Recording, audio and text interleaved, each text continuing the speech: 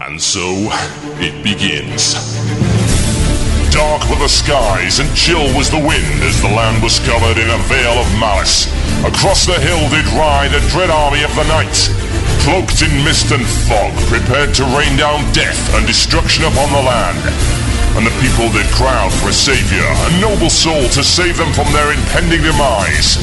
Just as it seemed all was lost, in strode a mighty hero, clad in shimmering metal from head to toe. Wielding a terrible broadsword, he did cleave his foes in two, smashing their ranks asunder with righteous fury. And when the day was done and the enemy strewn across the fields in pieces, the people did turn to the warrior and say, "We shall name this day in your honor. Speak unto us your wisdom." The warrior said one word that day: epic.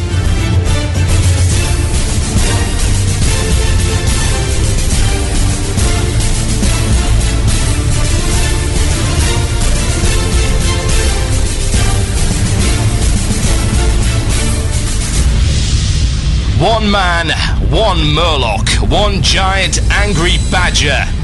This is Blue Plz. It begins now.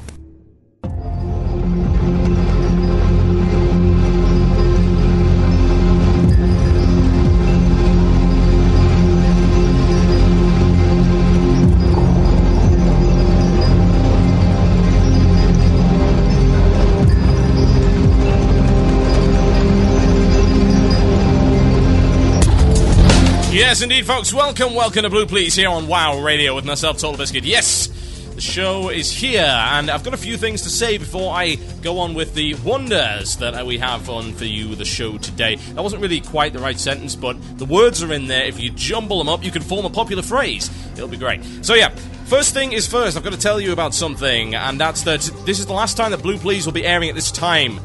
Reason? Well, I am starting some nice Christmas work that's going to be bringing in some monies. Unfortunately, said Christmas work happens to be between 10:30 and 6:30 in the morning, which is fine by me because that's kind of the time that I'm up anyway. Unfortunately, that does mean that I won't be able to do the show at that time. So what I'm going to do is I'm going to move the show. I'm going to move it back to its old time slot of 7 p.m. GMT, which is 2 p.m. Eastern Standard Time on Fridays. So that's really the only change.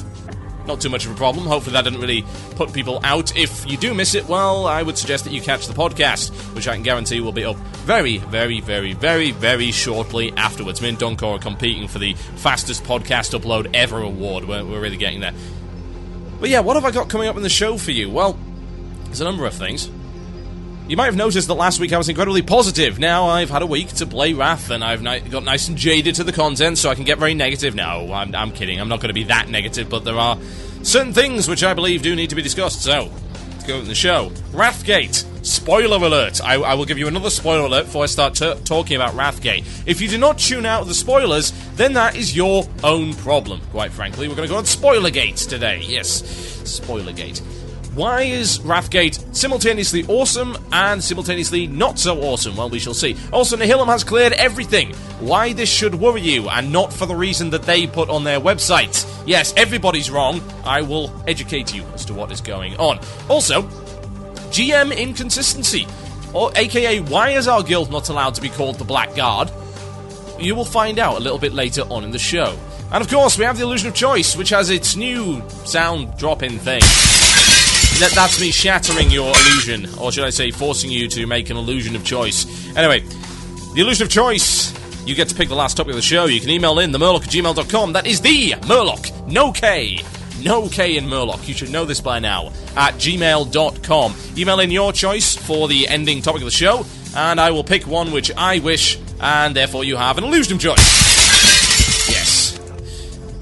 It's all good. Now, one thing before I get started. I have no idea why you people wanted this, but I now have a Twitter feed. I don't know what it's for.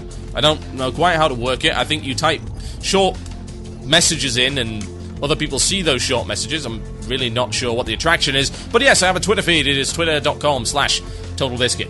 I'll be posting a variety of things on there which have no relevance to anyone whatsoever, which would be pretty much the same as everyone else on Twitter. So yes, I believe that is what I'm supposed to do. I am doing it right. And if you want to subscribe to that for some inexplicable reason, then by all means do it. It's twitter.com/TotalBiscuit. I certainly can't promise anything remotely good.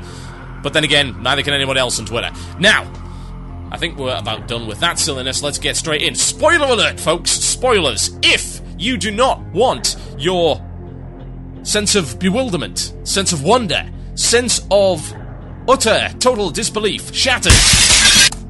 I just want to press that now, it's great. Then, you will tune out for the next 12 minutes and 6 seconds, because I'm going to be talking about Wrathgate, and yes, I am spoilering everything. So if you don't want to hear it, tune out for the next 12 minutes, people. This is relevant to our interests. Now, I actually just got around to doing Wrathgate yesterday. What is Wrathgate? For those who do not know, it is it's a long quest line leading up to the Wrathgate, which is a gate of wrath. One would assume that it's rather angry at something. It does look angry. Looks very upset about all manner of things. It's Xbox huge. It looks very suspiciously like the big walls around Mordor, and it is indeed what is keeping the Alliance and Horde forces out of Icecrown. That's why they can't get in there on foot. Well, that's one of the reasons they can't get in there on foot. The other reason they can't get in there on foot is the entire Icecrown is covered in undead, zombies, and horrible things. So, yeah. The thing about Wrathgate, which makes it different to everything else, is that it's a very big example of phased questing, which, you know, the new phasing system has come in, and I will explain that in a little bit for those who do not know what phasing is, but it has a cinematic. Yes, it has an in-game, machinimated cinematic. Yes. You can pronounce that after 3 pints of lager, then you are a better man than I. It's very, very interesting to watch. It's very cool to behold, and the cinematic is absolutely stellar. I think it's telling of the skills of the Blizzard in-house machinimation team, led up by the one and only Terran from Return and Rufus Cubed fame, that the machinima movie they created for Wrathgate is actually more inspiring and cooler than the actual CG intro to Wrath of the Lich King. That takes quite a lot of effort, so yeah, well done to them for that. And the idea behind it is you go up to the Wrathgate, you are given basically the task to watch over the forces as they attack the Wrathgate, and you've got Saurfang the Younger, as well as Bulvar something, I don't know anything about the lore, but yeah, Lord Bulvar, whatever, and he goes in and they kill loads and loads of undead, and Arthas comes out and he's like, no, I don't think so, and they're like, yeah, I do think so, and he's like, no way, girlfriend, oh no, and he's like, yeah, and they kind of get at each other and have this sort of step up to the street style dance-off for the next 5 minutes, and then everyone dies of plague. That's pretty much it. That's actually how Wrathgate turns out. And the cool thing about Wrathgate is that it really brings about this old animosity between the Alliance and the Horde again, because while they both get killed by the same enemy, that enemy just happens to be aligned, of course, with the Horde, or so you think. And what then happens is, after you get out the cinematic, you have a phase. Yep, you're put into a phase, and what it shows is, normally when you go up to the Wrathgate area before you've done the quest, you've got all of the troops lined up ready to attack the Wrathgate. Once you enter the phase, they're all pretty much dead. There's fires on the floor, there's plague everywhere, horrible death, everyone's screaming, and Alexstrasza, the Lifebinder, the biggest dragon you have ever seen. She is Xbox huge, I kid you not. And she comes in and gives you this quest, and you go off to do the stuff, which actually culminates in you taking back the Undercity. Yes, taking back the Undercity from the evils. Yes, there was I can't remember his name. Varamathras, yes, the evil demon thing. Lord, I can't remember the name of it, whatever. He's actually taken over the Undercity and all this cool stuff. And you've got to go down there with Thrall and Jaina and take it back. And you think, that sounds awesome! Until you realise it's actually really not very interesting. And that's incredibly unfortunate. Now, the reasons why it's not very interesting is because you'd think this would be something of a big pinnacle moment. You kind of like a mini solo raid encounter. You'd have to do all these kind of things. But no, you're invincible! At least you might as well be invincible. And all that basically happens is you're stuck in there for half an hour seeing wave after wave after wave after wave of elite undead, which of course you could barely do any damage to, but they can't hurt you because you're getting healed for like 9999 a second, thanks to this crazy aura that you have. You sit there, either AoEing doing damage or not. It really doesn't make a blind bit of difference one way or the other. You can't lose the event, at least not as far as I can tell. You battle your way through to Varamathras, you hear this like, you have failed me, Varamathras, just as should be met indeed, etc, etc. You kill Varamathras, and then that's the end of it, and you get a blue for it. Yay! underwhelming. I'm sorry, I no doubt people are going to disagree with me. This is going to be the disagreement show. I can guarantee it. Loads of people are going to disagree with almost everything I say on this show, and that's fine, because that's making you think. And you better have good responses for me. One letter, one word, one letter responses, yeah. I want a J. That's my one letter response to you folks. You can send them to themurloc@gmail.com if you so wish. But anyway, the point is that the quest is not very interesting, and there's no challenge. Why is there no challenge? Because you cannot die! Unless you screw up, which actually can happen, because the thing's slightly buggy and Thrall doesn't appear for like 5 minutes.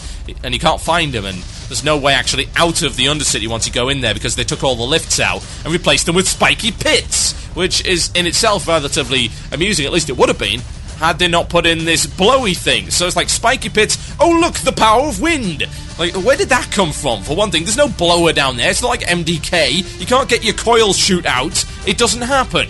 So you drift down there, avoid the spikes because you see them coming a million miles away, so it's not like, oh look, we'll catch the unwary. No, you won't catch the unwary, because the spikes can't actually kill you. Yay! Ugh. It's such a wasted opportunity in my opinion, it really is. It would be nice to have something that's genuinely challenging for a change. You would have thought that would be it. You know, you'd have to be careful, you know, maybe learn the encounter, and if you screw up, maybe you're going to do it again. That's how you do it in instances, and it is an instance. It's a phased instance, but it is an instance nonetheless. That's how you should be doing it. As far as I'm concerned, you should be doing Wrathgate in a group. You know, make it an actual one-off instance. Why not? Because that's effectively what it is anyway. But no, you can't actually screw it up. You're just being effectively given welfare epics for doing absolutely nothing. Admittedly, they're not epics, but they're kind of the best item that you do get. At least at that point in the game. And good lord, the itemization sucks. But that's something we'll cover in a future show. Anyway. Phasing is an incredibly cool technology, and what I must say about the whole cinematic is that it is so damn awesome to see some actual story progression within the game. Phasing has brought in this unique opportunity to do that, and it's great. I love it. I think it's absolutely stellar, and it needs to be used more.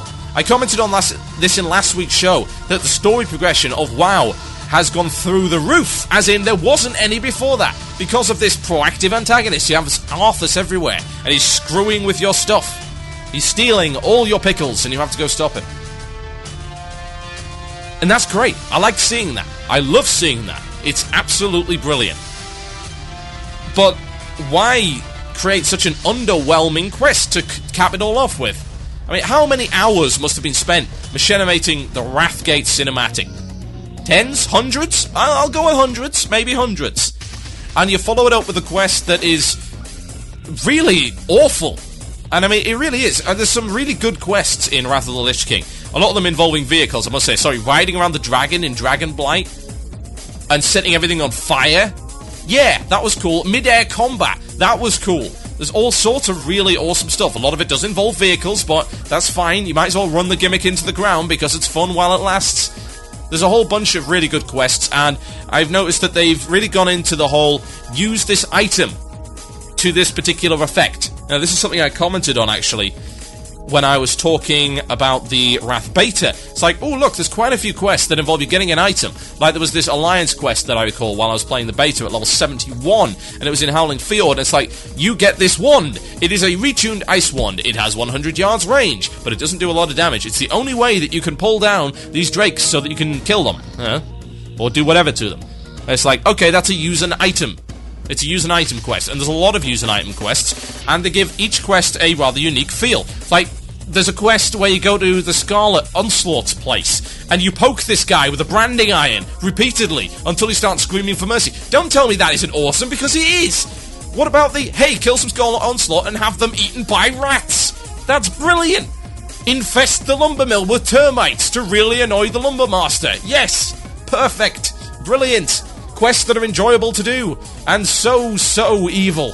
Yes. Very much enjoyed those.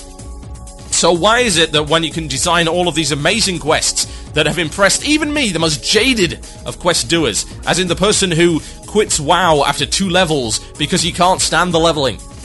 Yeah, the guy who quit WoW on no less than 12 separate occasions before hitting level 60. Why did he do that? Because he doesn't like questing. You've got the guy who didn't like questing to like questing again. That's an achievement beyond all other possible achievements that you could put in your silly things, and that includes killing 15 turkeys in 3 minutes. Better than that! better than falling 65 feet without dying, better than hugging a player who's dead on the floor before he releases, better than all of those achievements. You got me to like questing again. So why is it that after all of that amazingly fantastic stuff, all of that brilliant, stellar, unbelievable, all of these other adjectives that I can find to describe how great all of this stuff is in Wrath, why is it that we can't get the best, supposedly what should have been the best storyline quest in the entire game, to be something more than sitting around watching wave after wave after wave after wave of elite undead? You remember what the last thing was that had wave after wave after wave of elite undead? Yes, that would be Mount Hedjal. Mount Hedjal was not very fun for that very reason, especially if you wiped, but at least it was vaguely challenging. This is like one-man Mount Hayal, but in the Undercity. So you don't get the rolling hills and wonderful plains and all that kind of stuff. You're just stuck in a horrible sewer battling these undead when really you shouldn't actually be there. There's no point. Why are you even there? Because Thrall is going to be doing all the damage anyway. You might as well sit it out and watch as they run around with those retarded looking red flags on their backs. It's like playing that horrible version of tag rugby. Ugh. Tag football in the States. It's the same thing, but you put on 400 pounds of body armor. So yeah, I'm at level 74 right now. I don't think there's going to be anything else like Wrathgate. Assuming there was anything like Wrathgate, I'm sure we'd have known about it. More stuff like that in patches, please. Absolutely, make that more patch content. But the next time you do a phased epic quest like that is going to involve all this important storyline lore stuff, please make it a little bit more involved. Please make it feel like I'm supposed to be there. Please make it feel like I can somehow influence what's going on, because when I'm popping my AoEs and I'm doing 5,000 damage a hit because of the crazy buff that I've got, and I see the enemies getting hit by it aren't even losing 1% of health, I feel like I shouldn't be there. And that is a deal breaker for me, because Wrathgate made me feel like I should have been. It's like the promise dangled in front of me, then taken away at the last moment. Learn from this. More cinematics, more involved stuff, and more interesting quests attached to them. My name is TotalBiscuit. This is Blue Plz only on WoW Radio. It's Warman, it's Siluri Strikes Back. I'll be right back after this. Enjoy. You are listening to the podcast, an archive of Blue Plz, only on WCRadio.com. Music was removed due to copyright reasons. To hear the live music, tune in live on Fridays at 7 p.m. GMT. That's 2 p.m. Eastern Standard Time at WCRadio.com. Let's face it, everywhere you go, you see adverts for Ventrilo server providers. With so many to choose from, how do you make the decision about which is right for you and your guild? To help you with the decision, we brought in WoW Radio's very own bleeding-edge hardcore raiders to show you which provider the world's top players trust. Loot the stupid car hound! No. Tank it over there. You're setting the raid on fire. Someone pulled ads, guys! Oh, for God's sakes! Heal the tank! Heal the tank! Hey, guys, it's okay to DI the tank, right? Why are you smiting and not healing? Is that a halibut? Are you DPSing with a halibut? Leave George alone! You'll hurt his feelings! You named that halibut? Guys, I think we're wiping. What gave you that idea? Well, we're all standing in the graveyard arguing.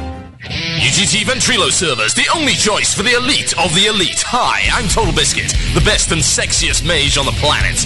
When you're like me, you don't have downtime between raids and promotional photo shoots. That's why I use UGT Ventrilo servers. I don't have to get my hands dirty trying to fix a broken server, because it was never broken to begin with. UGT servers provide crystal clear voice communication with excellent hands-on support to make sure your server is always up and running. Not only that, their prices are so low, I was able to use the extra money to buy this £32 salmon. What, you didn't think I was going to be outdone by Dustin, did you? Hey guys, want to run some BRD? Get your premium quality Ventrilo server from UGTservers.com. Be the best. Well, second best.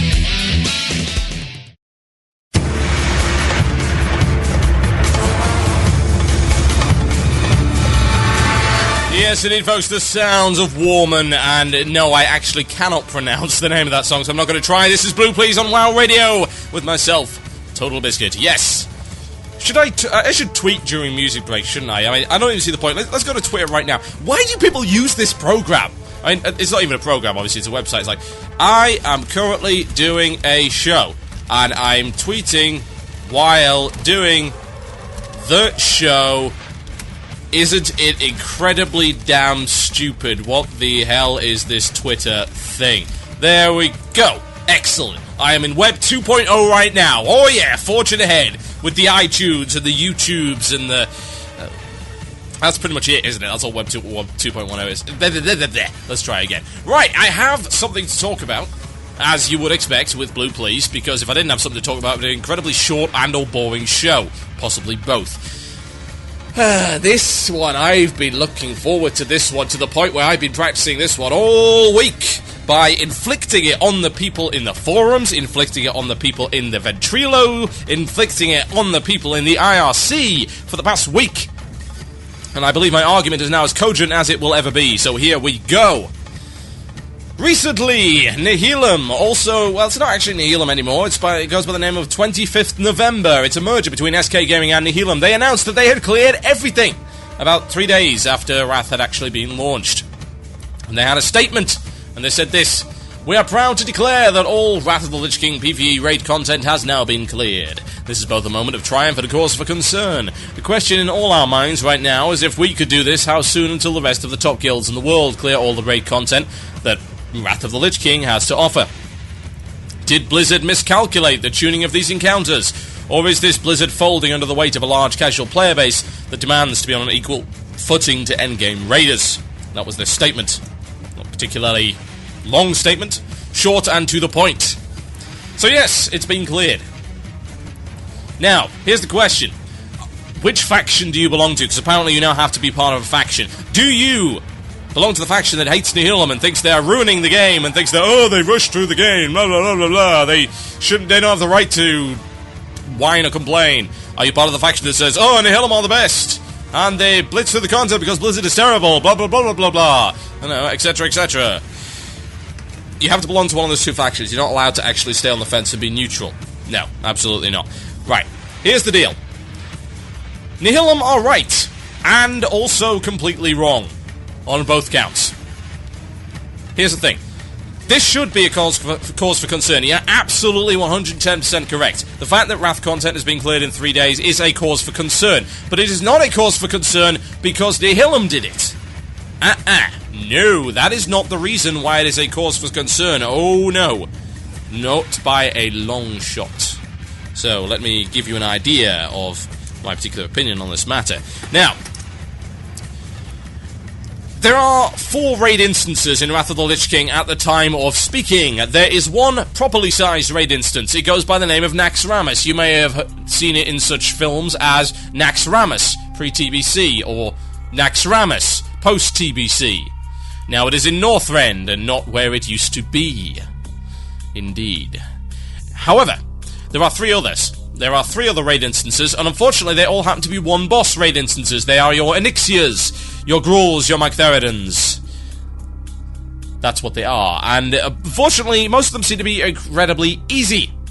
One is Mal'Ganis, one is Malagos, and one is this big giant thing that has no relevance whatsoever to the storyline and is effectively a loot boss which can be acquired, accessed, gotten into, as it were, by winning Lake Wintergrasp. Now, why is that a cause for concern? Well, simple mathematics, really. Let me demonstrate to you why this is a cause for concern. 1, 2, 3, 4. Notice there was not a 5, 6, 7, 8, 9, 10 there. 4. There are 4 raid instances, as there are 4 lights and 4 bats. That's a really bad thing. Why is it a bad thing? Well, here's the thing. It would not have been so bad, yeah, if that one big raid instance was something that we hadn't already done. That's the thing. It's like if we had a huge version of Karazhan, because you're coming up with your emails and now I can hear you clackety-clack on the key saying, well, TotalBiscuit, this 10 and 25-man version, blah, blah, blah, counts as double the content. No, it doesn't, but never mind, we'll come on to that in a moment. If it had been a 10 and 25-man version of Karazhan that people hadn't done unless they happened to be level 80 or 70 or whatever in the beta, then we probably would have been alright. It's a bad thing because we've already done this instance. Naxxramas is content that has already been put on farm 2 years ago. It was indeed world firsted by Nihilum, of all people. And what a surprise, they managed to clear it pretty much their first time through. Shock, horror, no. There is no shock horror here. They barely changed the instance. I've been in there. I went in there in beta. It has not been changed all that much. There are obviously some mechanics which have had to be changed because of the number of players you have. I.e., you cannot have 8 tanks on the 4 horsemen anymore. That would be silly. They've changed it round. And indeed, the 10-man, of course, changed it even more. But it makes it easier, not harder. So what we have is our main piece of raid content, the meat, the stuff that people are going to be munching on, hopefully for a few months until the next piece of big content comes out, is something we have already done. And if you haven't done it pre-TBC, and indeed there were a lot of guilds that hadn't, then you might have done it post-TBC in a pug raid. And you might say, well, TotalBiscuit, it's easy at level 70. No, actually, it really isn't. It's still pretty hard. The trash is a lot easier, but the bosses are still relatively difficult. Sure, there's a few things you can bypass by nuking DPS, and by cheese that's come in, obviously, with the TBC in level 70, and the fact that you have amazing gear that you outgear the instance, but some of the stuff is still difficult. Most of the time, you do not see the pugs going through and, beating Caltazan or whatever. So, it is a good reflection. Very good reflection upon the actual difficulty of Naxxramas right now. What it means is that there are a large number of people, guilds or solo players, who have been involved in pugs or have done Nax in whatever form, who know the tactics, who are familiar with the instance. They do not have to learn a new instance because it's not new. It's a rehash. It's version 2, but they haven't really changed an awful lot of it. It's a polish. It's a minor upgrade, as it were. And yet it's a downgrade in difficulty. This is a big deal. Now, this is where Nihilum is wrong. Nihilum is wrong because they said this. Well, actually, they're wrong on like 3 different fronts, so let me cover all of them. We are concerned because the question in our minds right now is if we could do this, how soon until the rest of the top guilds in the world clear all the raid content that the Wrath of the Lich King has to offer. Well, yeah, that's valid. It's not valid because, hey, look, we're Nihilum. Obviously, they're going to be doing it. They're going to beat it first. What I have a problem with is, like, did Blizzard miscalculate the tuning of these encounters? That's the problem I've got with it. No, they didn't. They didn't miscalculate at all. You are the top raiding guild on the planet. Your perspective is skewed. It is biased. You don't share the same perspective as the rest of us because you are better than the rest of us when it comes to raiding. And I'm happy to say that, as someone who has done hardcore raiding before. You can look at Nihilum and you can say whatever the hell you like about them. They don't care, neither do I. But they are the best raiders in WoW, bar none. Deal with it. The problem is they don't seem to realise that their perspective is different from everybody else. The concern here is not that it was too easy. No, it isn't. Because it was supposed to be. Nax was supposed to be easy. And if you think that it's a bad thing that the casuals, quote-unquote, get to see Naxxramas, then come here so that I can smack you over the head. Naxxramas is awesome. Everyone should see Naxxramas. Everyone should see the pinnacle of raid design, because that is Naxxramas. They never did an instance better than that. Never. Nothing in TBC is better than Naxxramas. Absolutely nothing. Bar none, Naxxramas is the best raid instance they have ever made. It is genius. It is incredibly well designed. It is properly paced. The bosses are challenging and varied. The wing design is perfect. The drops were perfect. The pacing is perfect. Everything about Naxxramas is pretty much bang on perfect. Everyone should get to see that instance, because it's the best that WoW has to offer. It's the best that the raiding scene has to offer. If you want to get someone into raiding, you put them in Naxxramas, because that will show them just how good raiding is and how much fun raiding can be. Everyone should see Naxxramas. And if that involves folding under the weight of a casual player base, then so be it. Fold. Keep folding. Keep folding until you have 1,000,000 folds and you can forge yourself into some crazy geek katana that can be wielded by neckbeards the world over. And sold by epicweapons.com. Do it. But that's not the problem. The problem is that, yes, we want to see Nax again. Yes, the people who haven't seen Nax want to see Nax for the first time. But it shouldn't be the only content. Why should it not be the only content? Because we've already done it. Right, I'm currently sitting at level 74. I predict maybe 2 weeks, and bear in mind I'm pretty slow, 2 weeks to get level 80. By which point my guild will have started raiding Naxxramas 25-man. No, we will not start 10-man, because we've killed all manner of different things. We know what we're doing. We have 95 members. We do not need to do 10-mans. We might just do 10-mans in our off days, just to see if there's any nice pieces of loot, and just have, things to do. But it's the same thing. I mean, I dislike the fact that we're going to have to be doing a 10-man version of a 25-man that we've already done. Like, heroic instances are fine. Heroic raid instances, well, not so much. I understand that it allows people to view the content. The problem is that we are used to being able to do stuff in our off days. Like, we used to do Karazhan and Zulaman. We used to go do Gruul with, like, maybe a 15-man team. Like Theridin, the weak stuff. We used to do that on our off days, and that was cool. Unfortunately, now it's going to be Nax. 2 off days. 10-man Nax, 10-man Nax. Great. Nax Ramus, 24/7. No. As good as it is, that could make me not like it very fast. We've already done the content. So, what Nihilum says about people blitzing their way through it is valid, but for entirely the wrong reason. It's not because Blizzard caved. It's not because Blizzard made the content too easy. It was supposed to be introductory level raiding. No, it's because they took something that had already been done. Let's take another example. What if Zul'Gurub came back? Zul'Gurub came back. And they made that an instance, a 25-man Zul'Gurub. Or whatever. And it was just basically a kind of expanded version of the one that already exists. All the bosses were pretty much identical. The tactics required very little other learning. Would you then say, oh, the instance is too easy? Or would you say, hey, wait a minute, they did that already. We're blitzing this because we've already done this instance. And we know it back to front. Because a lot of our guildies know it back to front. I know it back to front because I've been in it. And I've done at least 3/4 of it. Yeah, there might be a couple of things I'm going to learn. But I give the instance, after we start raiding it, I give the instance maybe 2, possibly 3 weeks before we beat it. So you've got about 5 weeks until TBG on Shattered Halls beats Nax Ramus. What then? Because how many other guilds will have done it by then? That is a big deal. And if you don't think it's a big deal, then think about it for a second. This is not about casuals versus hardcore. No. Because the casuals are going to have the same issue. Because if they blitz Nax Ramus 10-man, what have they got? Nothing. Huh? If they have a 10-man guild and they can't bring a 25-man raid together, what have they got? Nothing. And even if they do have a 25-man, what have they got? The same instance again. It's not new content. It's content with more things crammed into it. It's like the clown car of raiding.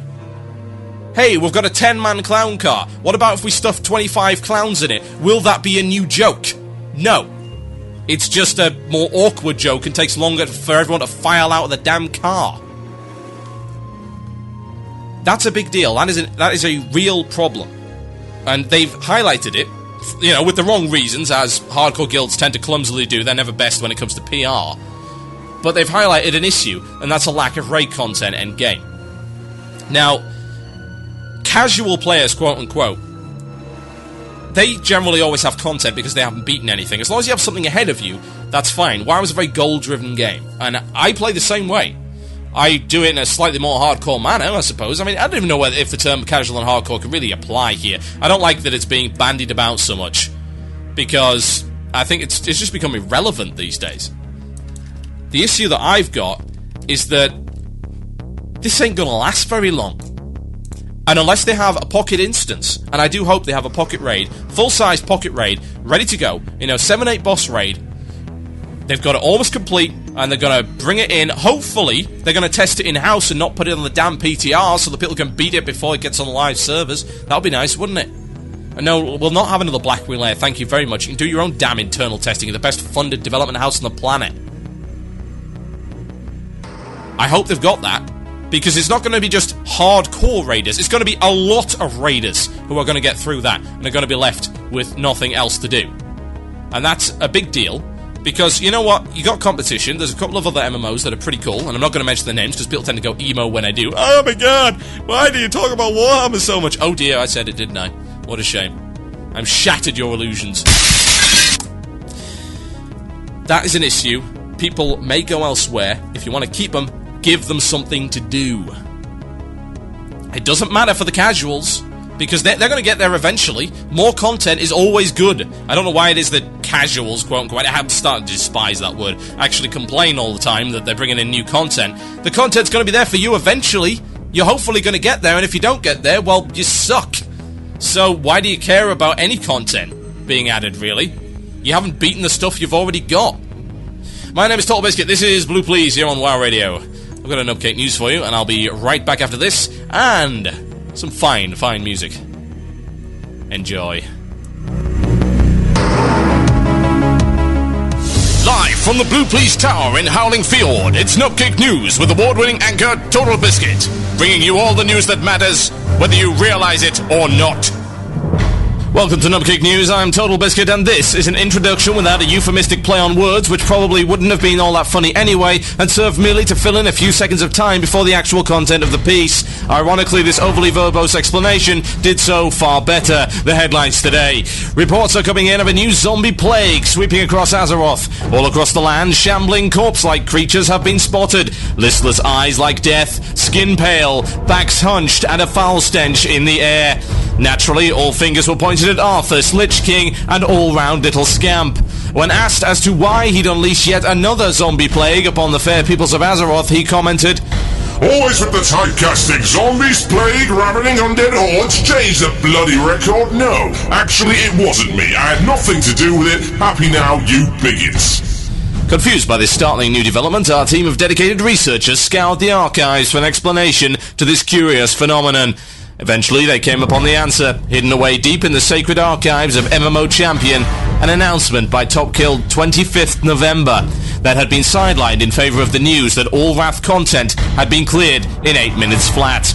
The article was in the form of a note scrawled in what appeared to be Cheeto dust, glued to the page with Grit Stick, because obviously you can't write a note in Cheeto dust. Cheeto dust has no adhesive qualities, and that would be stupid. It would just fall off and get all over the floor. Do you know what a hassle is to clean that stuff up? Do you? Do you? Excuse me for a second. What's that, boss? If I don't get off my self-righteous cleanliness horse, you'll bring back Dead Biscuit? Sorry, sir. Yes, sorry. Won't happen again, sir. Yes, I'm aware he can both tank and DPS. Yes, sir. Yes, he's great. Yes, I'm grateful to even have a job at all in the current economic climate. Yes, sir. Thank you, sir. The note was short and to the point. It read, "No raiding. We have no more raiding. Half the members are gone. They've become like those things. My father used to say, when there's no more room in Nax, the raiders will walk the earth. They're not human. Not anymore. Only way to kill them? Put a bullet in their headset." With an increasing number of these ex-raiders now wandering the earth in search of content and delicious brains, Blizzard has been stirred into action, announcing a set of sweeping changes to bring the increasingly shrinking number of players with triple-figure IQs back into the fold. Unfortunately, they decided that it wasn't worth patching in anything that will only benefit 11 subscribers, so they have made the decision to placate the raiders instead. In fine Blizzard fashion, they have announced plans to take good ideas from other recent gaming titles. They have issued the following statement. "With the recent release of Left 4 Dead, we see the opportunity for a brand new kind of cooperative raiding experience. Our new instance, named Holy Zombies, will feature hordes of the undead, as well as several challenging boss encounters. Unlike our previous raid content, this dungeon features adaptive difficulty via a GM director, who will monitor the proceedings and adjust the difficulty accordingly, to always provide a fun and enjoyable challenge to all those involved." So how did Nihilum and SK Gaming react? We caught up with them in the middle of beta testing. "Gungan, they've spawned another 27 patchworks up ahead." 27? Damn casuals ruining everything. Okay, you guys take a break. I'll go deal with them. I don't know what to play at all. Damn casuals, what do you mean there's only 6 weapons in the entire instance? With the rapid clearing of Holy Zombies, our developers have been looking into further ways to enhance the raiding experience. Drawing on inspiration from critically acclaimed title Mass Effect, we have designed a huge, expansive world filled with dozens of different dungeons to explore. In keeping with the feel of Mass Effect, 95% of these dungeons have absolutely nothing in them whatsoever, whereas the rest of them all look like the inside of a prefab metal warehouse filled with crates. Sadly, it appears Nihilum and SK Gaming also cleared this content in little under 45 seconds. In response, Blizzard broke out their ultimate weapon. Okay, you bastards, you want a challenge? Okay, you've got a challenge. We have taken the most challenging element from Will Wright's new game Spore. The DRM. Try beating the incident if you can't even install the damn patch. Oh yeah, now you're running scared, aren't you? Removed all your virtual drives? Taken out that DVD burner of yours? Oh, I hope you're not running a firewall on that thing. Oh, you are. Oh, what a shame. Your CD key is now invalid. No, you'll never beat the content. Want to post on our forums about it? How about we just ban you straight away? Blizzard triumphs as always. So long, suckers. As always, an innovative solution to a very real problem. This has been Nubcake News. What do you mean this PC has a hard drive, therefore is capable of pirating material? Please contact technical support. Ah! You're listening to the podcast, an archive of Blue Plz, only on WCRadio.com. Music was removed due to copyright reasons. To hear the live music, tune in live on Fridays at 7 p.m. GMT. That's 2 p.m. Eastern Standard Time at WCRadio.com. Creative, innovative, and cutting edge. If that describes you, you need to listen up now. YouKnowSolutions.com. Get this, programmable LEDs for all your hobbies. You can add a custom kick to all your creations, whether it be display cases, building sets, models, computer case mods, anything you want to light up or customize. The only limit is your creativity. Go to YouKnowSolutions.com today and don't get left in the dark. www.YouKnowSolutions.com.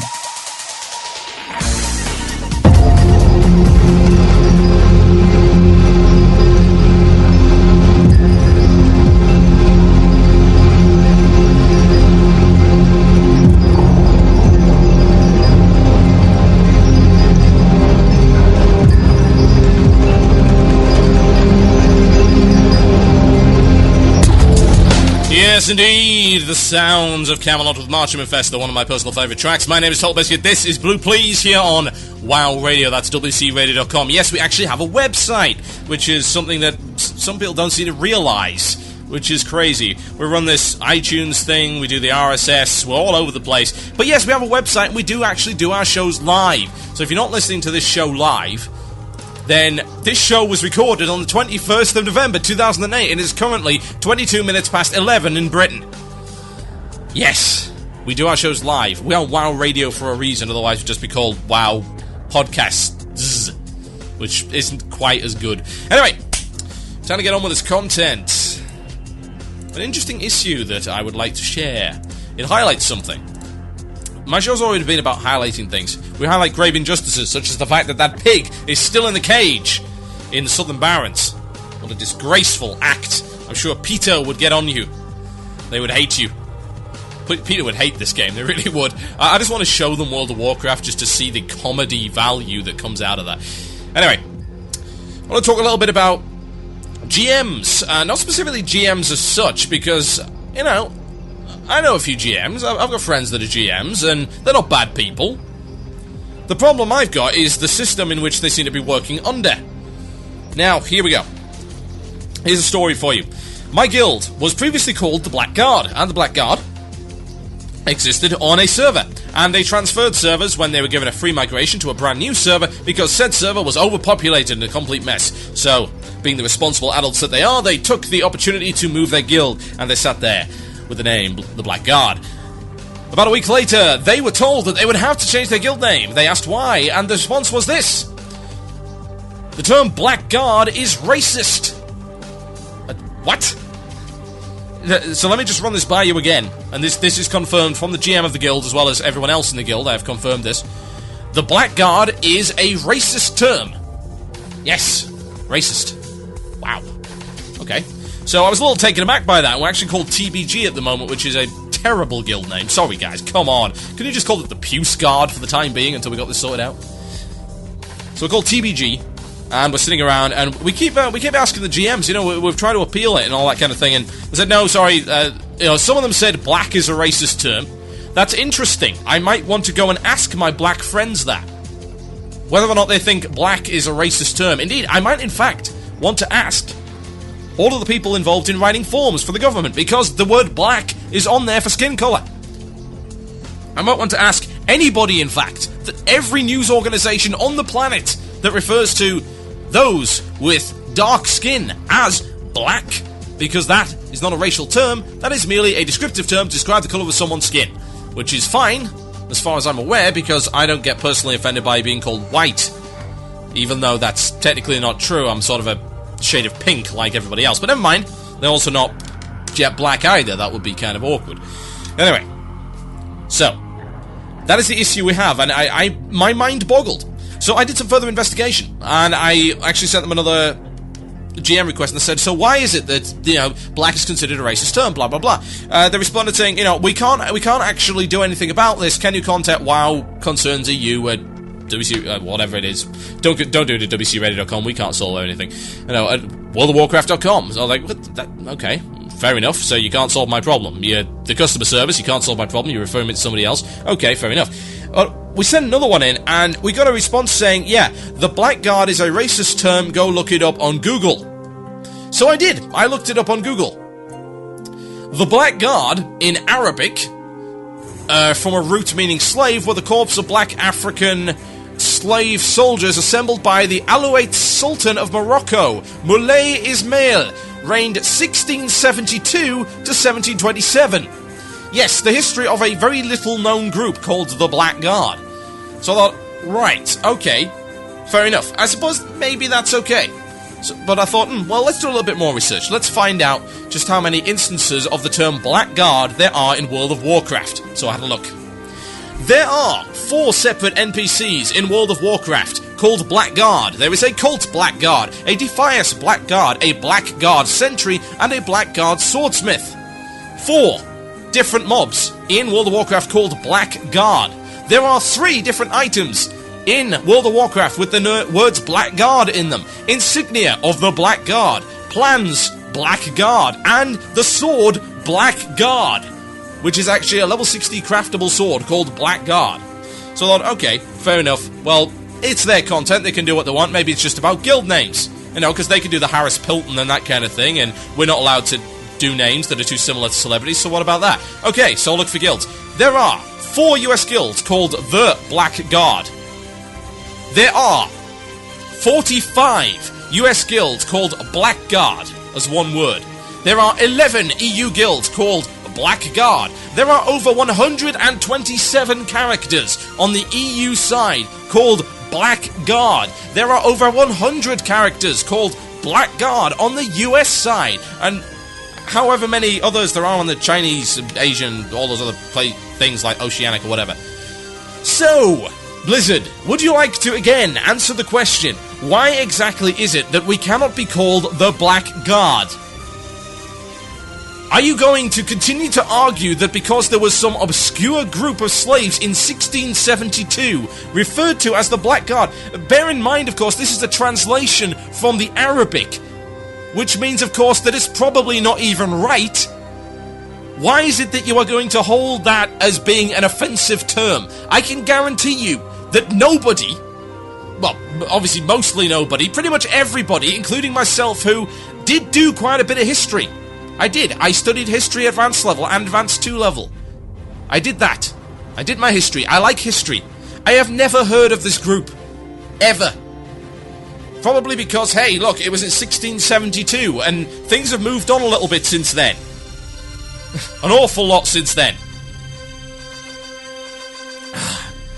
What it demonstrates to me is a problem.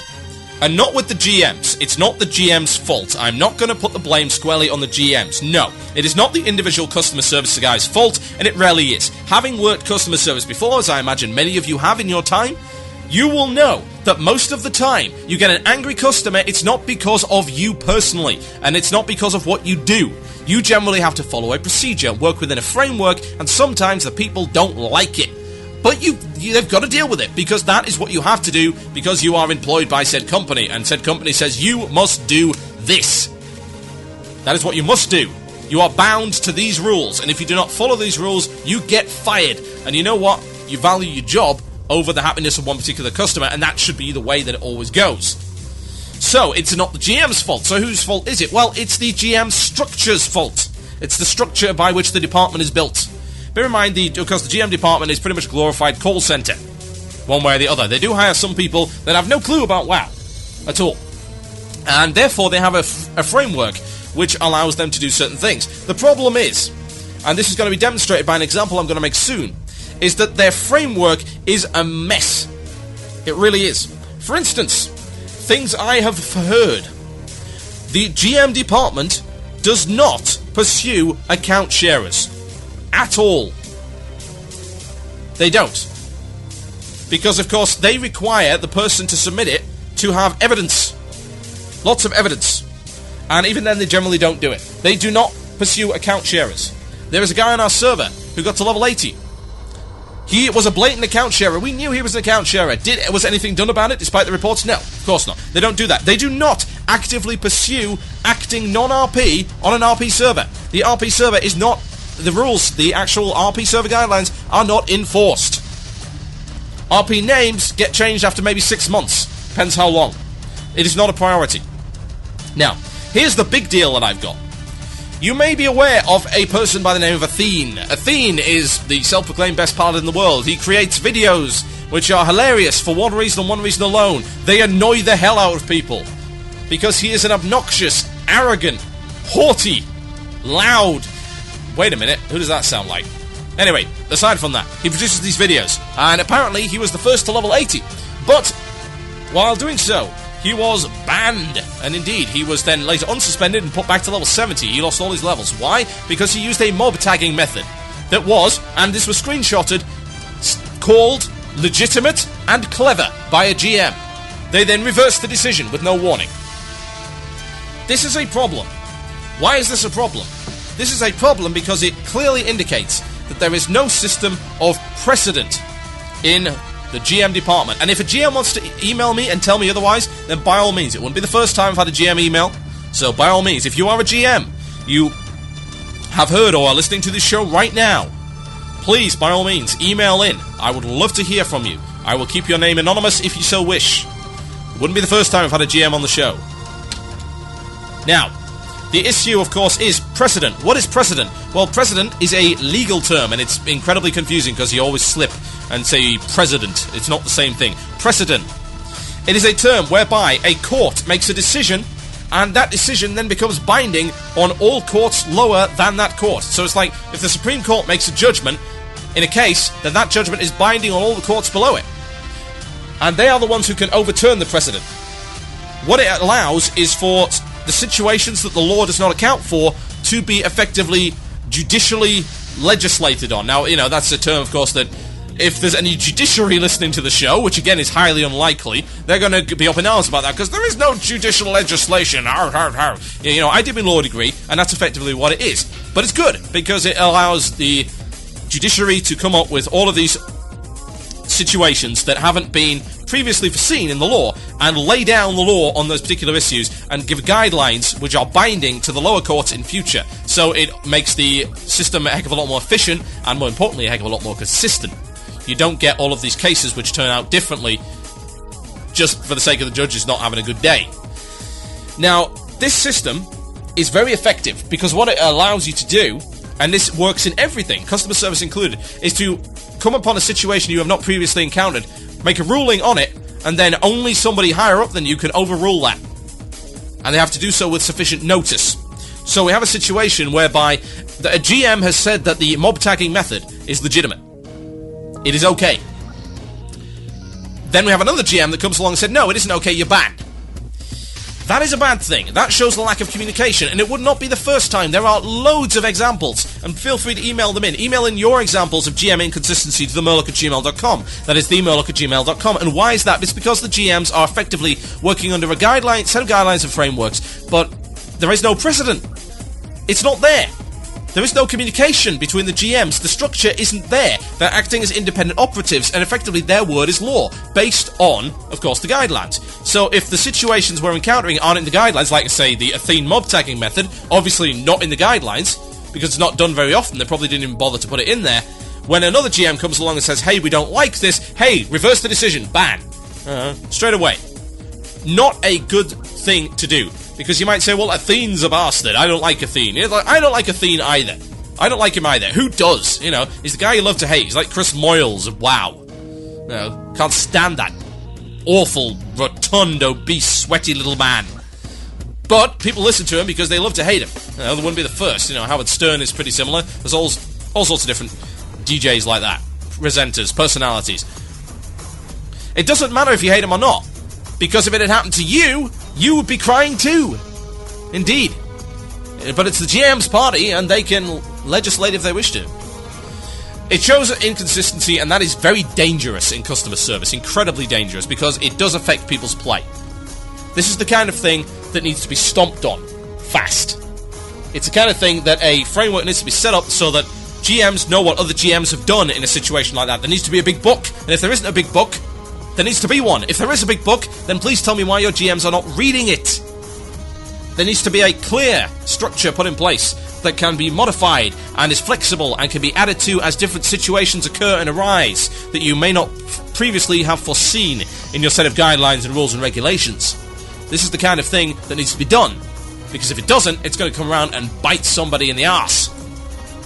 In fact, it already has. It's going to bite many more people in the arse, and they're not going to be people that we would actually like to see bitten in the arse. They're going to be our guildmates, they're going to be our friends, they're going to be our colleagues, they're going to be our realm mates, and they're going to be us.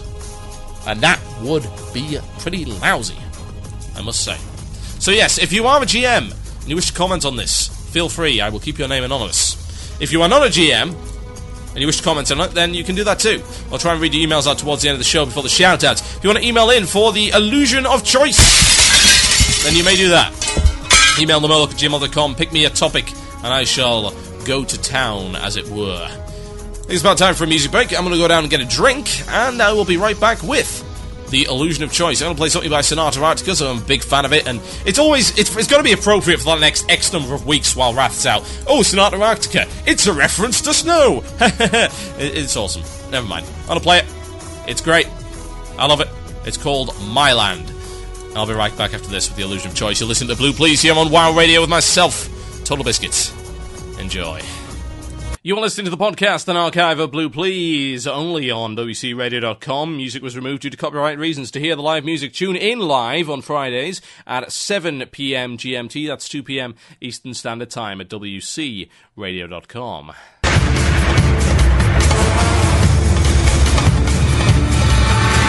Yes, and it sounds Sonata Arctica My Land. That one goes out to Jen, my love. This is Blue Plz here on WoW Radio with myself, TotalBiscuit. The sap is over. That's the only soppy bit that you get in this particular episode. Sorry, guys, if you like that kind of thing, well, I hear there's a lot of daytime TV shows that probably get you up. Right, let's get on with this show. We've got the illusion of choice. I'm going to read a couple of emails on the issue of GM inconsistency before I do that. And that's something, I think we're going to revisit this next show. I'm going to keep this open. So if there are any GMs listening, or you have friends GMs that might like to comment, then by all means, get them to send them in to me. I do promise their anonymity, if they wish to keep that anonymity. So, I've got a couple of emails here. Right. This one is from Nick Lang, also known as Illyrian. He said this: just this week, the Wrathgate pre-quest bugged out and I was unable to continue the quest chain. I contacted a GM who told me you can't even write! That's not how you spell ineligible. Anyway, it's illegible is what it is. I was ineligible for the quest chain and that he couldn't give me gameplay hints. I should discuss it on the forums. Even though I could prove I had completed all the necessary pre-quests for the Wrathgate quest chain, I was told the GM could not help me. I contacted the GM again the next day. I was told by the GM that he would look into it and get back to me. That was 5 days ago. For simple stuff, GMs seemed perfectly capable of handling the situation, but anything remotely complicated or unusual, they seem to fall over and explode. Well, again, I think that's a problem of the system that they're working within, not the actual GM itself. You know, we can safely assume that GMs are not stupid. The problem is that they're given a set of guidelines which is probably not particularly well written. You know, there's a reason why they have lawyers to draft legislation and stuff like that, because actually writing stuff, writing a set of rules, writing a set of regulations is hard, because you don't know when to necessarily apply them, because there's all manner of different interpretations. You know, being a draftsman, indeed, is a hard job. So I'm not going to blame the GMs. I don't want to blame the GMs. I want to blame the structure that they're working within. I have another email. This is from Sean K. And he says, apparently the reason the theme was banned was that the GM said he could tag mobs, but didn't say he could do it in instances. He would leave the group and be re-invited. Also in the places the GM response is shown, there are a few little gaps and a tiny bit of bad grammar. I've heard some people say that the theme did a bit of cut and paste work, but I don't believe it. Still, he didn't say anything about instance regrouping and tagging. In fact, this is one of the reasons the Hearth thing was implemented. Yeah. Well, I mean, the problem that I've got with that, again, is that it's not clear, you know. It's like, hey, the mob tag method is legit. Didn't say we could do it in instances, but it doesn't matter, because they said the mob tag method is legitimate. You don't ban somebody for doing that, especially if it hasn't come up before and you don't have a rule on it. You don't ban them arbitrarily for it. No, you do not do that, because they have discovered a way of doing things which is a logical evolution from a way that you already said was okay. You can't just turn around and then reverse it and say, oh no, actually that's not okay, ban. That's not good enough, because that ain't in the rules. The rules and regulations, the stuff that you sign up for, that is not in the rules. You don't sign up to agree to that. So banning somebody for that and reducing their levels is absolutely unforgivably unacceptable, in my opinion. And I don't care who it's to. It could be to Adolf Hitler, and I would still think that it was a injustice. Right, okay. It's time for the illusion of choice. Yes. That's the sound of the window breaking back in Epic in 2006. Things I do for my country. Right, I've got one for here, which I rather like, and I'm going to therefore use it. At least I did rather like it, unfortunately. Ah, there we go, yes. Here we go. And he says, this one is from Kandaris. On EU, he's from an Anachronous EU, from the Legends of Azeroth on Alliance. He's a Night Elf balanced druid. Yay, owls. Everyone is fond of owls. Except for Arthas and Shrews and Simon Cowles. And he says this, hey TB, what's your opinion about the world's worst... That was the best Freudian slip I've had this show. Give myself a round of applause for that one. Absolutely. Yes. Brilliant. Absolutely brilliant. Let's try that one again. Hey TB, what's your opinion about the world's first level 80? Do you think it's a waste of gameplay or shows skill and just determination, etc.? Peace. That is an interesting issue, and it follows on very nicely from the whole Athene thing. Let me get this out there straight away. This is my personal opinion. This is my personal belief when it comes to doing things like this. If it doesn't negatively affect somebody else, then it is okay by me. Indeed, the Athene method, the mob tagging method in the instance, is even better than mob tagging outside of the instance, because it doesn't take away mobs that other people could be using. Yes! See? What he did was actually considerate. I'll put that in your pipe and smoke it. Anyway, if somebody wants to rush to level 80 and they want to get that achievement and all that stuff, then that is entirely up to them. That is their business. Indeed, we should be thanking them because they are going to be ahead of the wave. That means there's one less person taking up the mobs that we're supposed to be killing. If more people did that, we'd have a far more spread out kind of curve going on. It would be awesome. I am okay with that. I am okay with people trying to go for realm first or world first, anything. It doesn't matter what it is. If it's an achievement, and I'm not saying just a little achievement in-game, an actual achievement. If they feel that it is an achievement and they have to achieve it, it's a goal of theirs, it's something they want to get, then more power to them, because they are the determined people that drive the game onwards.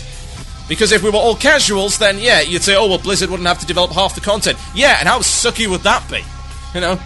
People seem to be of the belief that more content is a bad thing? No.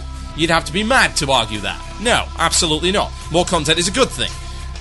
So all of these people rushing to 80, you know, they're going to pressure Blizzard to get a new instance out, as it should be. There wasn't enough in to begin with.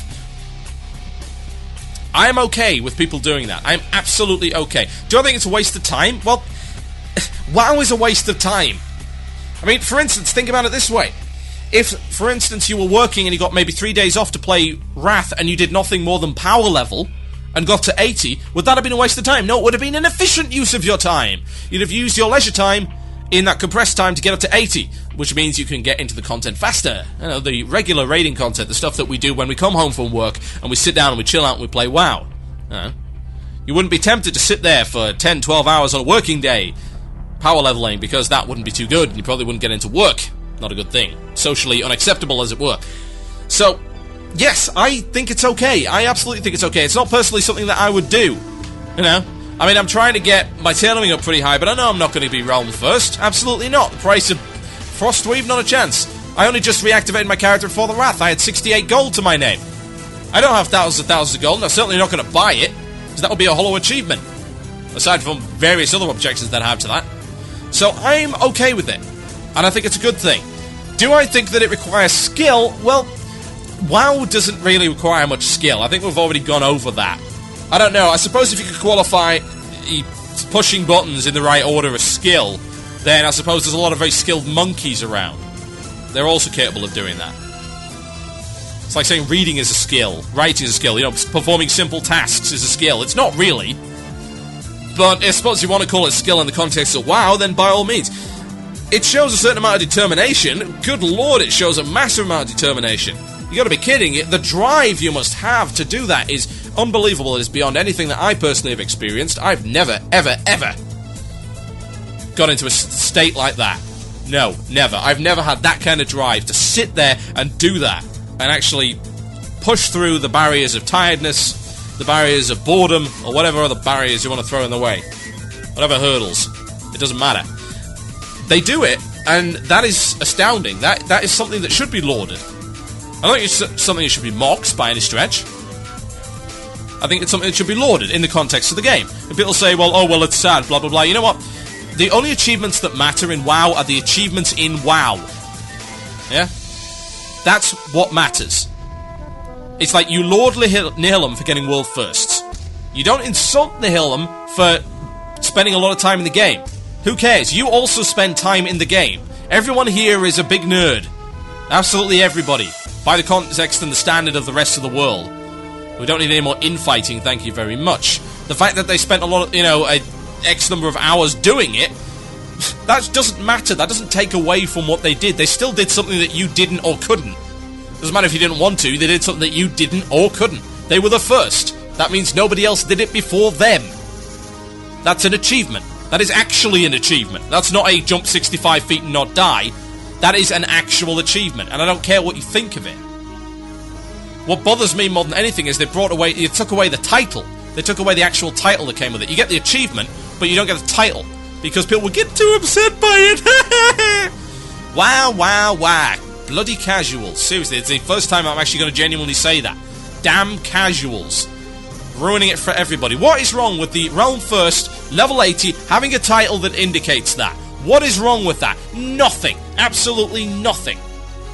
Next you're going to complain, I couldn't get Hand of a Doll because I wasn't good enough. Yeah, you're right, you're not good enough. You don't get a badge just for participating. This isn't preschool. You don't get a gold star for turning up. No. You get trophies, you get gold stars, ribbons, rewards, and medals for actually doing something. Getting off your ass, or in this case, getting on your ass and doing something in WoW. That's what you get your achievements for. That's a good thing. These people should be lauded for that. I'm not interested in how much of their life they whittled away on it. All that matters is the context within World of Warcraft. So yeah, I don't really get it when people complain about it. It's personally not something that I would do. I don't think it's a very skillful thing. I certainly don't think it's a waste of gameplay either. Just bear this in mind. Everyone has a different way of playing, and everyone has a different way of seeing the game. Some people care a lot about the lore. Some people like to do the quests. Some people like PvP. Some people like raiding. Some people like saving thousands of gold to get a bloody bag from Harris Pilton. It doesn't matter. It doesn't matter what they enjoy as long as they enjoy doing it and it's not negatively affecting anybody else. It doesn't negatively affect anyone else when someone rushes to 80. If they wish to skip content, that is their prerogative. Not everybody likes your questing, Blizzard. I'm sorry to say it, not everyone does. I'd say that a lot more do after Wrath. I do. You've got one at least. You got me. Well done. Very well done. But not everybody likes questing. Just as not everyone likes PvP, or raiding, or all manner of other things. There are all sorts of elements of WoW that some people just do not like. Now, is it more acceptable to not like one over another? Or to like one over another? No, it's not more or less acceptable. It's personal preference. You pays your money, you takes your choice. At the end of the day, they're paying the $15. And they're playing within the framework of the game. The game has allowed them to do that. It's not like you're saying, oh, well, I'm paying $15 so I want the same epics. It's like, you have access to the same epics. You just need to go and do the raids. Everyone has an equal opportunity from the get-go. The playing field begins level. Yeah? And it stays level, it's just some people run to the touchdown line faster. It is a sports metaphor. That's just the way of it. Some people are faster than others, some people are better at certain things than others, and that's okay. Diversity, variety, the spice of life. Would we want everyone to be the same? Everyone to hit level 80 at the same time? Good lord, I would not want to be the ones camping those quest points, I tell you that. Oh no. So level 80, well done to everyone who did it. Well done. And to the people who are still getting there. You've done a good job. You're level 80, now just wait for me so that I can get some epics from Nax with you, please. My name has been TotalBiscuit, this has been Blue Plz here on WoW Radio, and it's time for some shout-outs. Got a couple of minutes to give you shout-outs, folks, so please email me, the moloch@gmail.com, or PM me on IRC. I'm going to give a quick shout-out to my guild, TBG, or I'm now going to call him the Puce Guard. That's the way of it, the Pie Guard. Shout-out to Pie Wagon, a mighty, mighty man that he is.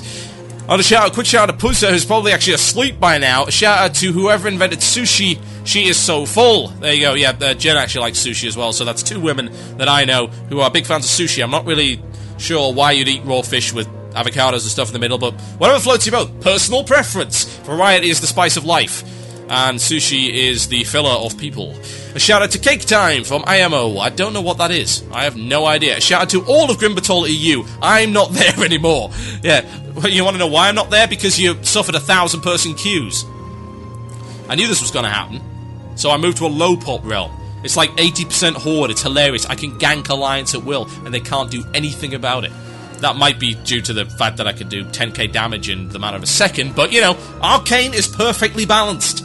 Said it before, said it again. It's perfectly balanced and good lord. I'm specking out of it as soon as I get the opportunity. Hello, TB Ragavali. Oh, is that... What's that? Ragavali? I don't know. Hello, TB Ragavali here. Shout out to everyone on Doomhammer EU and to me for dinging 80. Happy face. Give more Kunga-related Nubcake news. They are awesome. No, I've run that joke into the ground. Shout out to Dipper Doritos, helping my sanity while I grind daily. That's Illyrian. I hate Doritos. Things are awful. Absolutely awful. Apparently, Cake Time is Ayoma's tank.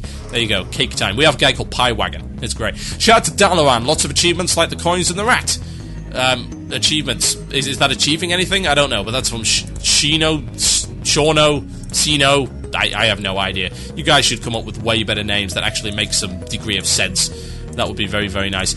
Shout out must also go to those of you who've donated actually over the past week. We've actually a few donations in, that's great. If you do donate to WoW Radio, you actually get access to Donators Forums, which has exclusive content and podcasts. We're looking to upgrade our servers so that we can increase the quality of our podcasts. We want to put them all out. If you notice there, we've got Pug up right now. Pug's a great show. You should tune into it on Saturdays or check it out on the podcast feed. It's actually in 96 kbps. It sounds awesome.